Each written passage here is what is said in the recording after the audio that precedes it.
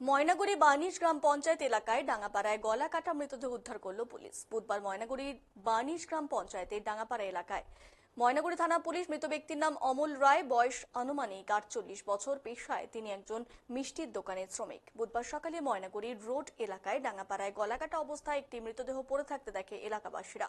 খবর যায় ময়নাগুড়ি থানার পুলিশের কাছে। পুলিশ ঘটনার খবর পেয়ে ঘটনাস্থলে দ্রুত গিয়ে ওই ব্যক্তির দেহ ময়নাগুড়ি হাসপাতালে নিয়ে আসে। ঘটনায় এলাকায় চাঞ্চল্য ছড়িয়ে পড়ে। পরিবারের লোকেরা জানান, মৃত অমল রায়ের পৈতৃক ভিটা বানিশ গ্রাম পঞ্চায়েতের কলতাপাড়ায়। বর্তমানে তিনি ওই গ্রামে পঞ্চায়েতের ডাঙ্গাপাড়া এলাকায় বসবাস করতেন। এলাকায় ভালো মানুষ বলেই পরিচিত। পরিবারের সদস্যরা জানান, কি কারণে এই ঘটনা ঘটলো তাদের অজানা। এদিন সকালে তার এই ঘটনা খবর শুনতে পেয়ে ময়নাগুড়ি হাসপাতালে ছুটে আসে। ঘটনা তদন্ত শুরু করেছে পুলিশ। মৃতদেহটি জলপাইগুড়ি হাসপাতাল মর্গে পাঠায় এবং এই সূত্রে খবর, বর্তমানে মৃত ব্যক্তির স্ত্রী সহ 2 নাবালিকা কন্যা সন্তান রয়েছে।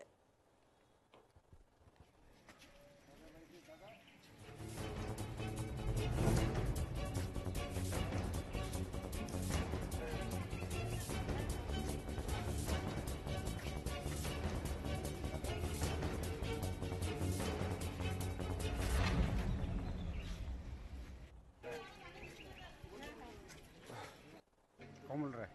হ্যাঁ, বললাম যে মারা গেছে কে হয়? আমার দাদা। দাদা মানে আপনি বড় না? ওই আপনি ছোট? হ্যাঁ। তো বলছি যে কোথায় বাড়ি? বাড়ি আমাদের রাজারহাট।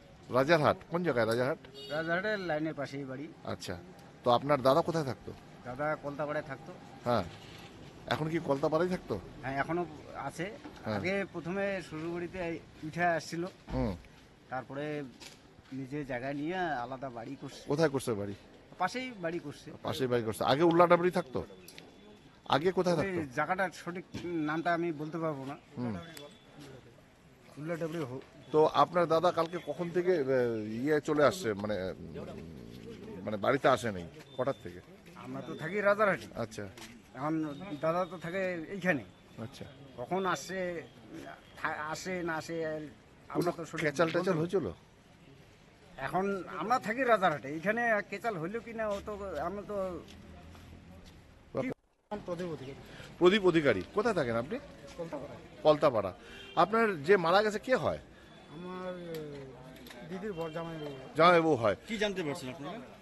আমি তো সকালবেলা জানতে পারলাম যে তোমার জামাইবাবু গলা কাটে ওইখানে পড়ে আছে। তো জামাইবাবু কোথায় গলা কাটে পড়েছিল? ওই ওদের বাড়ির সামনে। বাড়ির সামনেই? কি কাজ করতো জামাইবাবু?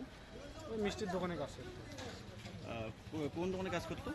সে বলতে পারবো না। কি নাম জামাইবাবুর নাম কি? অমল রায়। অমল রায়। ওনার বয়স কত হতে পারে?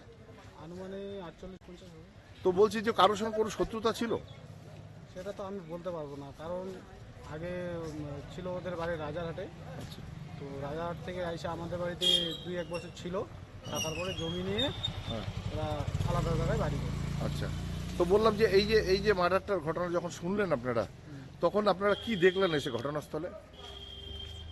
আমি যখন আসি তখন তো ওইখানে বডি ছিলই না। হ্যাঁ। মানে বাড়ির সাথে ওই দিদির সাথে কথা বললাম। তো দিদি বললো যে বডিতে নিয়ে গেছে। ওনার বাড়িতে কে কে আছে? ওনার বাড়িতে উনি আছে, ওনার 2 মেয়ে আছে। মেয়ের বয়স কত হবে? মেয়ের বয়স 15 আর একটা ছোট্ট। বললাম কি মনে করছেন, কি কারণ হতে পারে? সেটা তো এখন বলতে পারবো না কী কারণে হইলো, তবে আমরাও হতবাক। ওটা কটার সময় রাত্রে বাড়িতে আসে নাই বা আপনারা জানতে পারলেন? আমাদের বাড়ির থেকে ওনাদের বাড়ি তো অনেক দূরে, আচ্ছা, মানে 1.5 কিলোমিটার হবে। তো কোনো যোগাযোগ হয়নি ওনার বাড়ির সাথে। বলছি যে আজকে এই যে ঘটনাটা সে কোথায় ঘটলো? আমাদের ওই যে বাউন্ডারি দেওয়া আছে রশিদে, ওই জায়গাটায় মোটামুটি আমরা দেখছি মোটামুটি ভোর তোমার 5:30-5টার দিকে।